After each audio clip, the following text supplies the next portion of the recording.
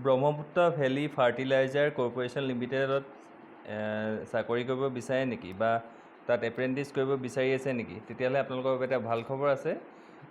BVFCLত প্ৰায় 38টা এপ্ৰেণ্টিছৰ পষ্ট খালী হৈছে। আপোনালোকক মই অফিচিয়েল এডভাৰটাইজমেণ্টটো দেখাব বিচাৰিছোঁ। এইটো হৈছে অফিচিয়েল এডভাৰটাইজমেণ্টটো। ইয়াত কি পষ্ট খালী হৈছে এবাৰ চাওঁ আহক। প্ৰডাকশ্যনত chemical engineering BTech in chemical production ইঞ্জিনিয়াৰিঙত 2টা পষ্ট খালী হৈছে। ডিপ্ল'মা ইন কেমিকেল প্ৰডাকশ্যন ইঞ্জিনিয়াৰিঙত 2টা পষ্ট খালী হৈছে।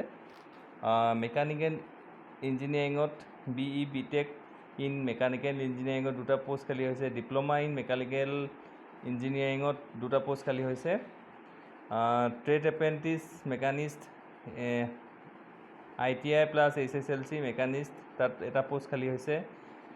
SSLC plus ITI draughtsman mechanical তাত এটা পষ্ট খালী হৈছে।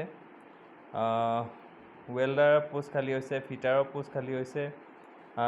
তাৰপিছত ITI refrigeration and air conditioning mechanic তাত পষ্ট খালী হৈছে, এটা পষ্ট খালী হৈছে।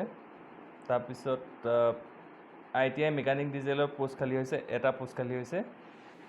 ইলেক্ট্ৰিকেলৰ খালী হৈছে প্ৰায় 2টা BTechৰ 2টা, ডিপ্ল'মা ইন ইলেক্ট্ৰিকেল ইঞ্জিনিয়াৰিঙত 2টা পষ্ট খালী হৈছে।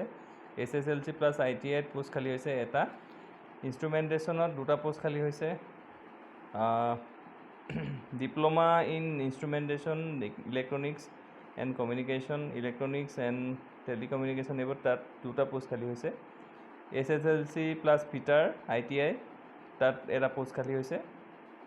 এনেদৰে চিভিলত খালী হৈছে বহুতকেইটা পোষ্ট। ফায়াৰ এণ্ড ছেফটিত খালী হৈছে 2টা পোষ্ট। ফাইনেন্সত খালী হৈছে এটা পোষ্ট। কেমিকেল লেবত খালী হৈছে 2টা পোষ্ট। HRত খালী হৈছে 2টা পোষ্ট। টোটেল 38টা পোষ্ট খালী হৈছে।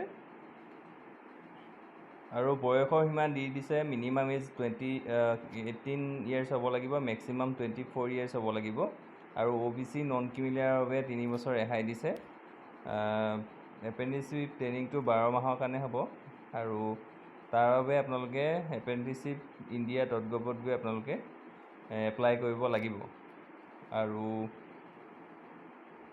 এপ্লাই কৰাৰ লাষ্ট ডেট হৈছে 31 জুলাই 2026 ভিতৰত আপোনালোকে এপ্লাই কৰিব লাগিব।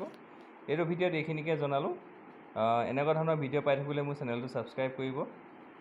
ধন্যবাদ।